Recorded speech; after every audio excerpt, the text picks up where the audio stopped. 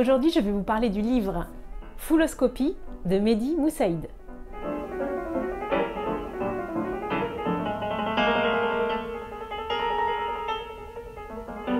C'est un livre dont j'ai entendu parler il y a quelques jours à la radio, puisque l'auteur était invité. Et j'ai trouvé ça passionnant et je me suis dit, il faut absolument que je lise ce livre. Il ne s'agit pas d'un roman, mais je dirais plutôt d'une publication scientifique vulgarisée, on peut dire ça comme ça, donc de Mehdi Moussaïd, qui est chercheur en sciences cognitives au Max Planck Institute de Berlin. Et en fait, ça va faire une petite dizaine d'années maintenant qu'il étudie la foule. Alors moi qui suis parisienne, d'adoption, qui prend les transports ou pas, enfin quand il y en a tous les jours, je vous avoue que c'était un sujet qui aujourd'hui me touchait particulièrement, puisque j'ai tendance à devenir très misanthrope et très agoraphobe, donc je me suis dit, ça me paraît être un sujet d'actualité. Alors je ne vais pas vous dévoiler les expériences, puisque c'est un peu l'objet vraiment du livre, je vais essayer de ne pas vous divulgacher tout ça, mais personnellement j'ai appris 1 milliard de trucs. D'ailleurs, si j'ai une petite critique à faire, si jamais vous tombez sur une émission qu'il aurait faite, c'est qu'en fait, en l'espace de, je dirais peut-être un quart d'heure, 20 minutes d'émission, même pas, moins que ça, toutes les conclusions les plus sidérantes sont dites. Donc en fait, c'est un peu comme une bande-annonce où on dévoile tout, quoi. C'est vraiment très facile à lire.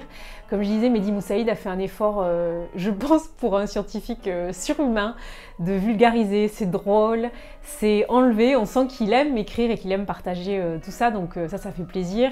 C'est un livre, comme vous pouvez voir, il fait, je sais pas, je dirais à peu près 200 pages, mais bon, vraiment ça se lit très facilement. Puis c'est des petites expériences et des petites sessions, donc on s'embarque pas pendant plusieurs heures sur un même chapitre.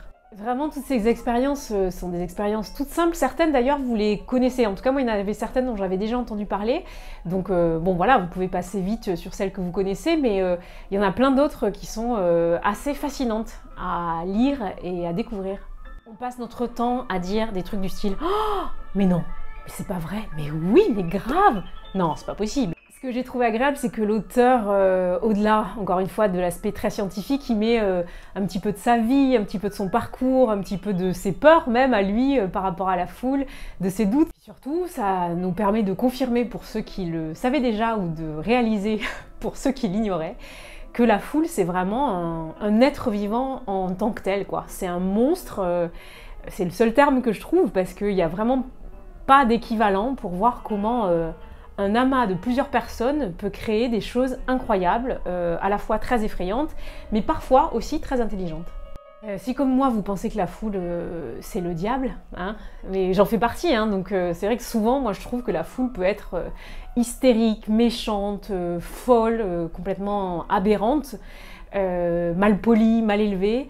C'est aussi, et je trouve ça agréable parce que l'auteur essaye vraiment de faire la part des choses, c'est aussi un être, un monstre qui peut s'avérer très intuitif, très intelligent, beaucoup plus qu'on ne le croit, visionnaire même à certains égards. Donc en gros, si comme moi vous êtes un petit peu carrément misanthrope, je trouve que c'est un ouvrage qui permet de se réconcilier un peu avec ses congénères. J'ai un peu de mal à choisir un passage. Je préfère vous laisser découvrir les expériences, vraiment, parce qu'il y en a certaines qu'il faut vraiment suivre de A à Z et j'ai pas envie de couper là. Par contre, il y a un tout petit passage que j'ai trouvé très utile pour tout simplement essayer de s'en sortir quand on est dans une situation un peu compliquée, par exemple un concert, où tout d'un coup il y a un mouvement de foule et on ne sait pas quoi faire. Wertheimer n'est pas un scientifique. C'est un homme d'affaires, un businessman un peu particulier. Il s'est spécialisé dans la survie au cœur de la foule. Sa méthode, se mettre lui-même en situation périlleuse et tenter de rester en vie. Une sorte de Mike Horn de la fouloscopie. Pendant une vingtaine d'années, il a par exemple assisté à des centaines de concerts de hard rock et de heavy metal. Metallica, Marilyn Manson, Pantera, Black Sabbath, Slayer. Des groupes réputés parmi les plus furieux. Connu sous le pseudonyme du vieil homme de la fosse, Wertheimer se place toujours à quelques mètres de la scène, là où la densité et l'agitation sont en leur maximum. C'est à cet endroit qu'il a échafaudé un certain nombre de conseils pour sauver sa peau, dont je vous livre ici une version revisitée. Règle numéro 1. ayez le réflexe de repérer les différentes issues avant de vous enfoncer dans la foule. Une fois au centre de l'attroupement, votre visibilité sera réduite et votre lucidité affaiblie. Pensez que la sortie la plus rapide n'est pas toujours celle par laquelle vous êtes arrivé.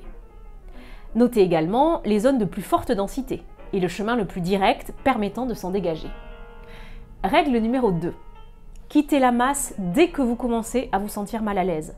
Tant pis si vous avez déployé beaucoup d'énergie pour progresser jusque-là ou si le spectacle n'a pas encore débuté.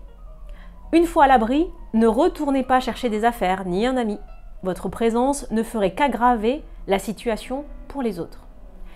Règle numéro 3. Restez sur vos pieds. Une chute pourrait avoir de dramatiques conséquences. Par effet domino, elle risquerait d'entraîner celle de vos voisins, dont le poids sur votre corps vous empêcherait de vous relever. Les gens pourraient par ailleurs être involontairement amenés à vous piétiner. Tâchez de garder l'équilibre, coûte que coûte. Règle numéro 4. Économisez votre oxygène. C'est la ressource la plus précieuse, celle qui risque de manquer et que vous devez préserver à tout prix. Ne criez à l'aide que si c'est réellement nécessaire, par exemple pour attirer l'attention d'un agent de sécurité. Souvent, des gestes explicites de la main peuvent suffire. Si la pression s'accentue, repliez vos bras devant votre cage thoracique comme un boxeur. Cela vous permettra de soulager les forces de compression. Règle numéro 5, conservez votre énergie. Si vous sentez passer l'onde de turbulence, ne résistez pas. Laissez-vous entraîner par la vague, tout en veillant à garder l'équilibre. Après son passage, survient une courte accalmie pendant laquelle vous pourrez essayer de faire quelques pas dans la direction de votre choix.